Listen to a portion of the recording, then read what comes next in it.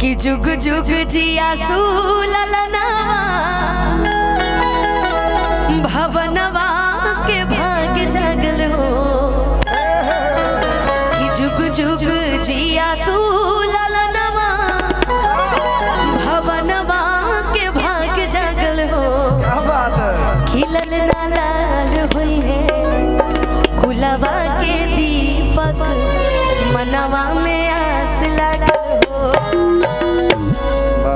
मुंडन देख के हमके अपन जन्मदिन याद आवता यार। 2 दिन बाद हमारा जन्मदिन है। अभी से सबको बता देते हैं 12 जून को मेरा जन्मदिन है, ठीक ना? ये सब चैनल वाले सब सादर आमंत्रित है इस बार हमारे में। तू लोग पैर वैर मत रखे, तू मत रखिए यार, ठीक बा? कैमरा चलाते चलाते आज वीडियो भी करने लगे ना। आइए चाहेंगे कि एक ताली बजा करके बाबू को खूब आशीर्वाद देना है, खूब प्यार देना है। एक बार चाहेंगे दोनों हाथ एक बार ऊपर उठा के गादी सच्चे दरबार की जय और तनी ताली बजा के कि जुग जुग जिया सुललनवा भवन वाके भाग जागल हो जुग जुग जिया सुललनवा भवन वाके भाग जागल हो ललना लाल होई है गुलाबा के दीपक मनवा में आस लागल हो ललना लाल होई है गुलाबा के दीपक मनवा में आस लागल हो आजू के दीनावा सुहावन रतिया लुभावन हो आजू के दीनावा सुहावन रतिया लुभावन हो ललना दीदिया के होरिला जन्मले हो लवा बड़ा सुंदर हो ललना दीदिया के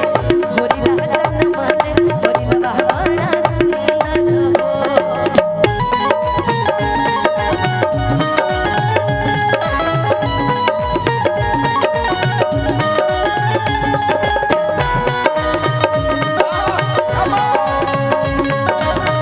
म्यूजिशियंस की आवाज भैया मॉनिटर में बढ़ाई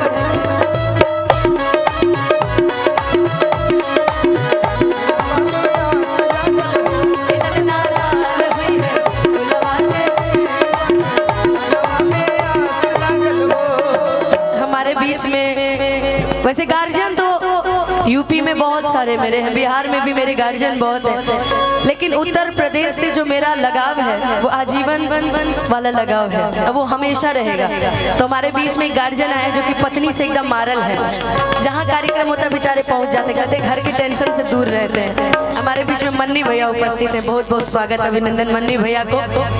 इसलिए भी देख सकते हैं कि इनके सर पे बाल कम है। देखिए अरशद जी के सर पे पूरे बाल है क्योंकि इनकी शादी नहीं हुई है। माँ हाथ फेरती है पूरे बाल है उनके, बीवी फेरती है बाल आधे कम हो गए।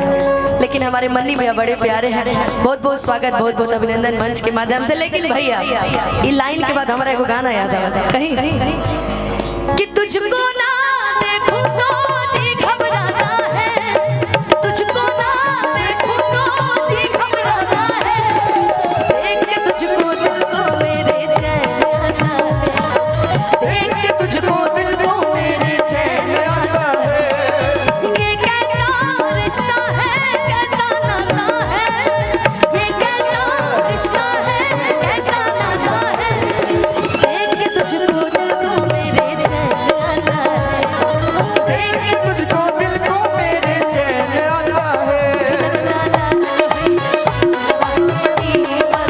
मनवा में आस लागल हो ललना लाल होई मनवा के दीपक मनवा में आस लागल हो नकिया ता हुए जैसे बाबूजी के अखिया हमारी के हो नकिया ता हुए जैसे बाबूजी के अखिया हमारी के हो ललना मुहावा चनवा सूरज हवा ता सगरो चोर भइल हो ललना मुहावा चनवा सूरज हवा ता सगरो चोर भइल हो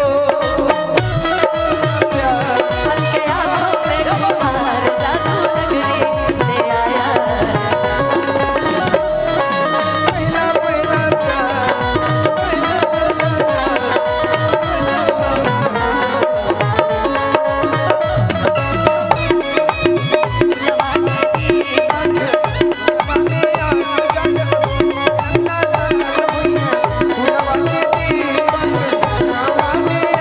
छोटा बाबू होता है तो सबसे ज्यादा खुशी अगर उसकी बड़ी बहन है तो उसको बड़ा होता है। मेरे घर में भी जब मेरा छोटा वाला भाई हुआ था हम बड़ा खुश रही है। वो समय में जब हमारा नाम न रहता प्रमोद प्रेमी जी पहला बेर और शिल्पी राजी पहला बेर हमारे घरे आए रहे। इतना सुंदर वो दृश्य ये सारे लोग जानते हैं, ये सब लोग कैच भी किए थे।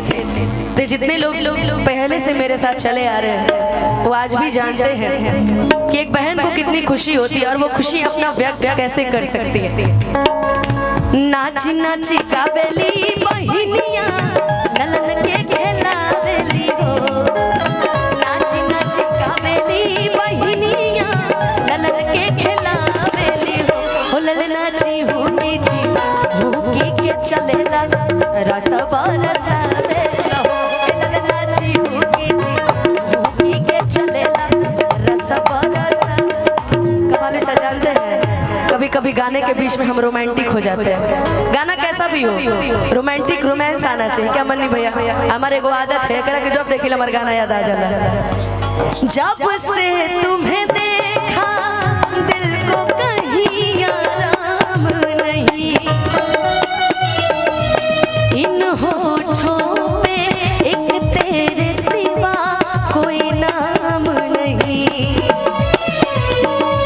बन गया हूँ मैं तेरा दीवाना, धीरे धीरे से दिल को चुराना, तुमसे प्यार हमें है कितना जाने जाना, तुमसे मिलकर तुमको है बताना।